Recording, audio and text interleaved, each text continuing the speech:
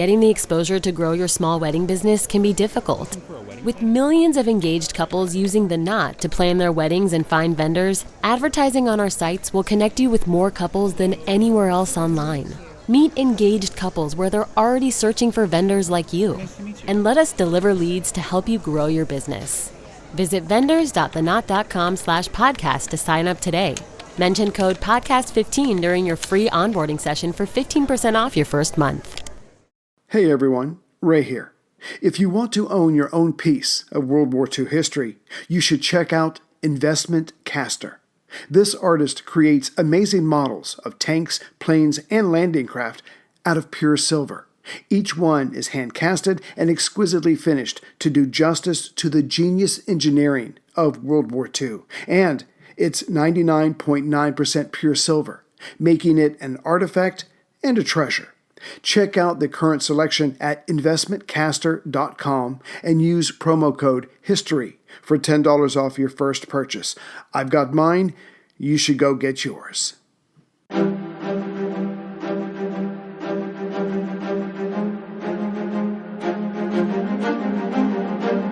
Hello, and thank you for listening to the History of World War II podcast, episode 403, Rommel is stopped in his tracks. Last time, we saw as Monty was building up his forces to set a trap, Rommel was putting the finishing touches on his latest attack plan.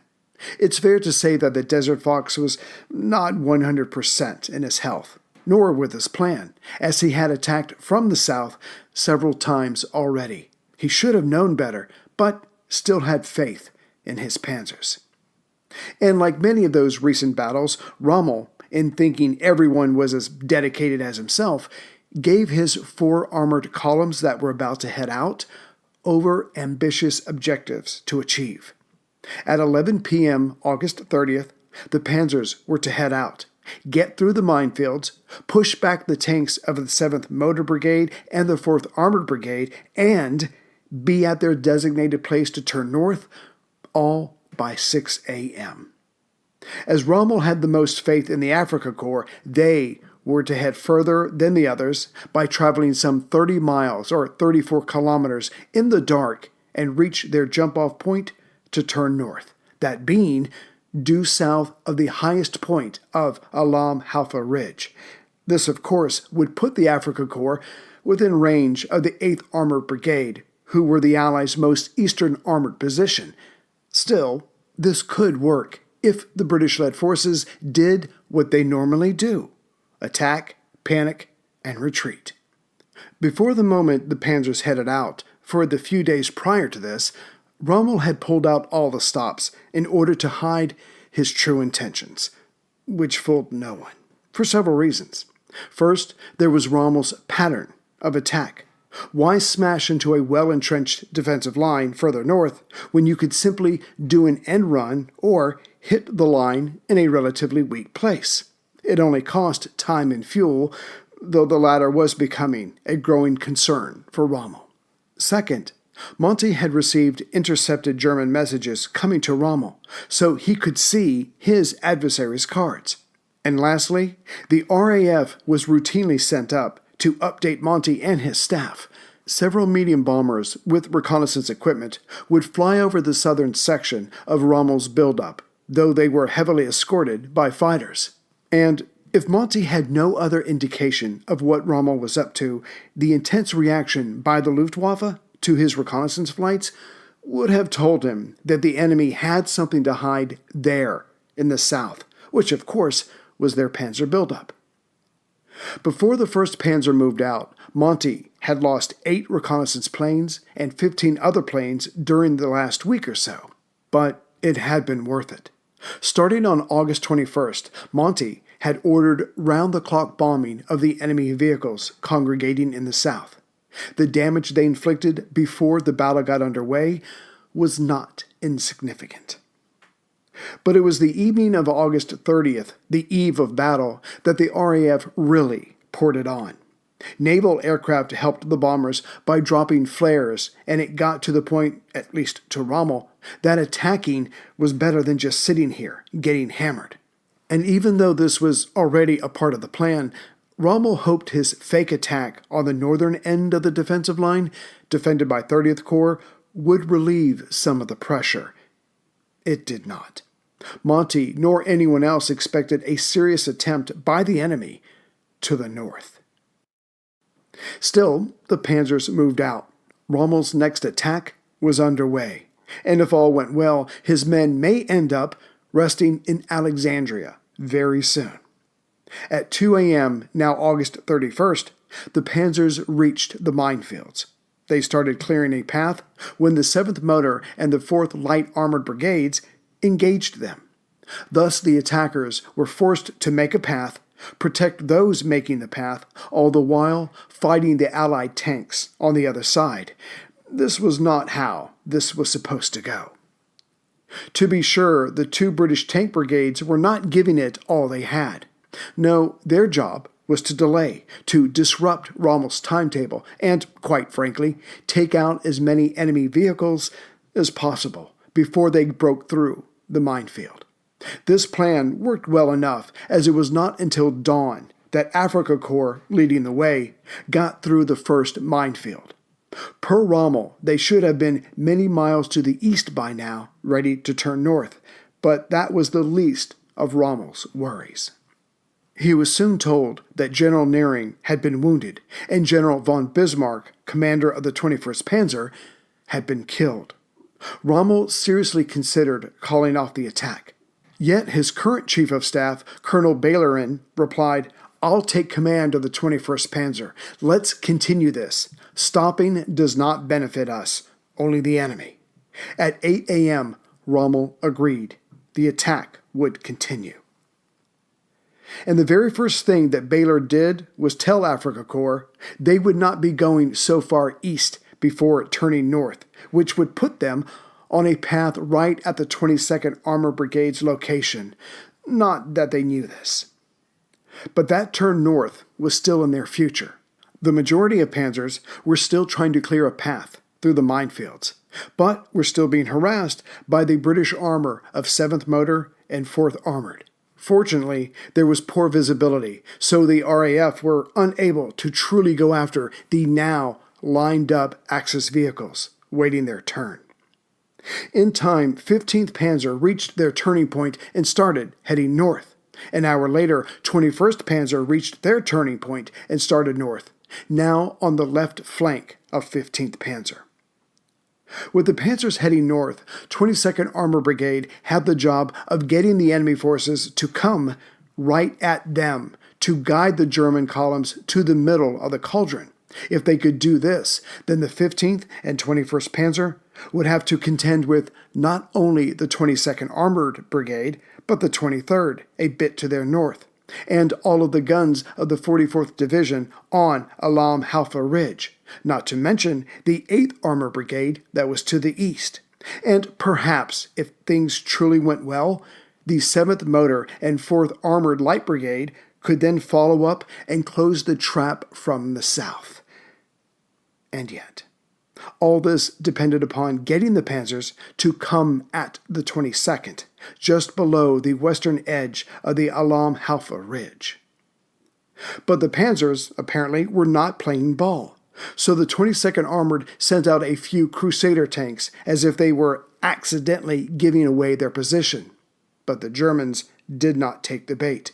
They were heading around the 22nd's position and going directly after the ridge.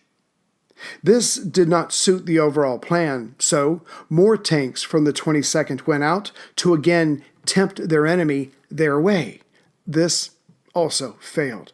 The hours were going by, so soon it was decided to show the enemy that the 22nd wasn't just a few tanks, but an entire brigade worthy of their attention, or at least concern. But by this time, dusk was approaching, and in the last hour of daylight, the panzers and the 22nd Armor Brigade came together in a frenzied close-quarter battle that pulled no punches. Here's how the 22nd Armor Brigade's commander, Brigadier Pip Roberts, described the clash. At about 3:30 p.m., reports come in from the right of the two squadrons. Now I can see the enemy myself through my glasses. They are coming up the line of telegraph poles which lead in front of our position. It is fascinating to watch them as one might watch a snake curl up and ready to strike. And now they all turn left and face us and begin to advance slowly. The greatest concentration seems to be opposite of CLY, County of London Yeomanry, and the anti-tank guns of the Rifle Brigade. This concentration that he's speaking of is about 87 panzers. I warn all units over the air not to fire until the enemy are within 1,000 yards. It can't be long now, and then in a few seconds, the tanks of the CLY open fire, and the battle is on. Once one is in the middle of a battle, time is difficult to judge. But it seems only a few minutes before nearly all the tanks of the Grant Squadron of the CLY were on fire. The new German long 75mm is taking a heavy toll. The enemy tanks have halted as they have their own casualties, but the situation is serious. There is a complete hole in our defense. I hurriedly warned the Greys, that is the Reserve Brigade, that they must move at all speed from their defensive positions and plug the gap. Meanwhile, the enemy tanks are edging forward again, and they have got close to the Rifle Brigade's anti-tank guns, who have held their fire marvelously to a few hundred yards. When they open up, they inflict heavy casualties on the enemy, but through sheer weight of numbers, some guns are overrun. The SOS artillery fire is called for. It comes down almost at once, right on top of the enemy tanks. This, together with the casualties they have received, checks them. The bad news for the Allies was that a British tank squadron had been destroyed, yet it was the Germans who fled south, giving up the battlefield. The panzer units settled down for the night. No, things had not gone their way, but they were in a better position now, though with fewer tanks when they had started. The next day would see them launch their attack anew. But the Allies would not wait until morning. Making sure that the Germans were not deceiving them with settling down for the night south of the Alamhaufe Ridge, the RAF let loose. Here's how the British official history puts it.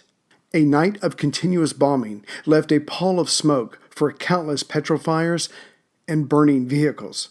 Of this and the next few nights, the Afrika Korps recorded not only was the damage very great, but officers and men were badly shaken and their fighting capacity considerably reduced by the enforced dispersal, lack of sleep, and the strain of waiting for the next bomb. It wasn't too long ago that the RAF had been complaining about the Army being unable to lay down a bomb line so there would be no friendly fire deaths. Now, and it would be going too far to give Monty credit for this, the panzers were huddled together, relatively speaking, and the British tank crews were far away. Thus the RAF pounded the enemy night after night until those left alive escaped the way they came in. But that was still a few days in the future. And now that Rommel had committed his panzers to the attack of Alamhaufe Ridge, which was not going so well, Monty committed his forces. First, he gave control of 23rd Armored Brigade to General Horrocks of 13th Corps. As it was just north of the 22nd Armored, they could move and soon be ready to assist. Monty also had Horrocks tell the New Zealanders, who had been stationed on the Alam-Naville Ridge, just above where the panzers had entered, to now head south and close off the paths that they had made through the minefields. And hoping this would be needed, Monty also had Ramsden pull from his 30th Corps up north and create a reserve force. Their job was to be ready to follow should Rommel pull up stakes and make a dash for Fuka. This left 7th Motor and 4th Armor Brigades to come up north a bit and approach the panzers from the south. The second part of Monty's trap was set. As the sun rose on September 1st, 15th Panzer tried to edge their way past the 22nd to their east, again trying to get to the Alamhaufe Ridge to gain the high ground. But the 21st Panzer could not join in or help as they were running low on fuel. which is when General Gatehouse ordered the 8th Armor Brigade to join the 22nd Brigade. The idea was for these two combined brigades to hit the 15th Panzer, reducing it to nothing, and then take on the isolated, stranded 21st Panzer. But as the 8th Armor was moving west, they ran into the 15th Panzer, who were heading to the northeast. Right away, as had happened so many times before, the Germans put up their anti-tank guns and taught the British tank crews another nasty lesson. However, in return, the Allied artillery and air power dispensed their own nasty lessons on the panzers. In fact, such was the aerial bombardment that Afrika Korps headquarters went through, they lost 7 officers, and Rommel himself was nearly killed while lying in a trench. Then came the night of hell for Afrika Korps. When the sun went down on September 1st, the RAF came out again in full force, bombing all through the night, and this was joined by the nonstop artillery attacks. By morning, September 2nd, the Germans were shaken to their core. Rommel, desperate, ordered all forces to go on the defensive. Meanwhile, he got out his maps and started planning a retreat that would take 3 days. At this moment, when it was clear the enemy was no longer concerned with moving forward, Monty was sorely tempted to release everything he had at Rommel. But, as he was on the verge of a local victory, he did not want to cock it up with his own eagerness. All good things in their time. No, he told all to sit tight. Only the New Zealanders heading south to close the minefield gaps were allowed to carry on. Major General Bernard Freyberg, in charge of the New Zealanders, on September 3rd sent the 132nd Brigade from 44th Division and his own 5th New Zealand Brigade under Kippenberger to the south. However, this limited advance towards the minefield gaps was halted by the enemy. Rommel saw to that, and Freyberg lost 275 New Zealanders and 700 other British troops. Such had been their determination to block the escape route, but that had been more than matched by the Axis. But what continued to drive Rommel and his men crazy were the constant air and artillery attacks. Men and vehicles were being lost at an alarming rate. In fact, for these last 4 days, the RAF had flown 2,500 sorties. And for the first time, the U.S. Army Air Force intervened in a battle. They flew 180 sorties using Liberators, Mitchells, and Kitty Hawks, which helps explain the constant pressure provided by the Allied air arm. With the Battle of Alam el Halfa Ridge over, both sides took stock. The British lost 1,750 men, the Germans 1,859 men, and the Italians 1,051. As for the all-important tank losses, the British lost 67, to the Axis 49. In terms of air power, the Allies lost 68 aircraft, to the Axis 41. Thus the losses for both were pretty even. But all that mattered was that the Allies had held. Alam Halfa Ridge was still theirs, and Rommel had just been defeated. His men had been defeated, his panzers had been defeated, and altogether they had been stopped in their tracks. From this moment on, Monty got busy addressing the gaps and weaknesses in his 8th Army. More men, more guns, more tanks, more planes were on their way. He would build up his force, and only then would he attack again. If Rommel wanted to attack him before then, well, he was welcome to. But Rommel literally was in no shape to order an attack. By now, he was suffering from exhaustion, a liver infection, and low blood pressure. Thus, General George Stuhm was flown in to take over. Rommel showed him the area, his plans should the Allies attack before he returned, and then he flew out on September 19th. Rommel needed medical attention. Stuhm needed the enemy not to attack until he was ready, and Monty needed Time to speed up. He had Afrika Korps on the ropes and was most desirous to start punching again. Postscript. A bit of background on General George Stuhm. Stuhm had participated in the fighting in Poland, France, Bulgaria, Yugoslavia, and Greece. Next, he had been a part of Operation Barbarossa and had led forces as Hitler wanted the oil fields of the Caucasus captured. But in June 1942, some German plans were captured by Soviet troops. This should come as no surprise, as the Soviets had many partisans operating to the rear of the German positions. Either way, Hitler blamed Stuhm, and he wanted him court-martialed and imprisoned. Eventually, the other officers calmed Hitler down, and the man was pardoned, and then sent to North Africa to take over for Rommel. In short, Stuhm had plenty of experience. He just did not have enough men or material at this point to do the job. But it was better than spending 5 years in prison. And if I may venture into the world of opinion, Monty should certainly be given credit for what he had just achieved.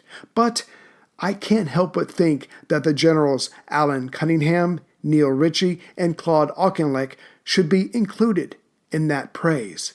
They had to deal with Rommel when he had been healthier and had more men, while they had Churchill acting as a backseat driver the whole time. In the end, they may not have beaten Rommel, but they stood up to him.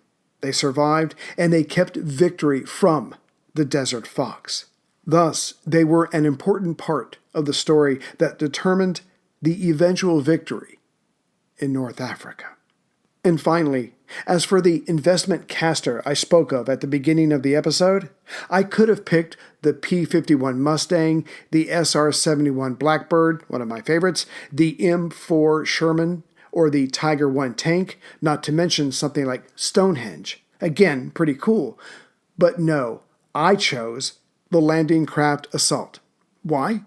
Because it is now sitting on my desk, and it's a reminder that while tanks and planes are important in war, it's the things like the landing craft that actually made victory possible. D-Day was not possible until there were enough landing craft. In other words, it's the details, the little things, the support or understructure that makes all the other parts work. It's a reminder to me to pay attention to those little things, like these miniatures. They, the little things, equally determine success or failure. Take care, everyone.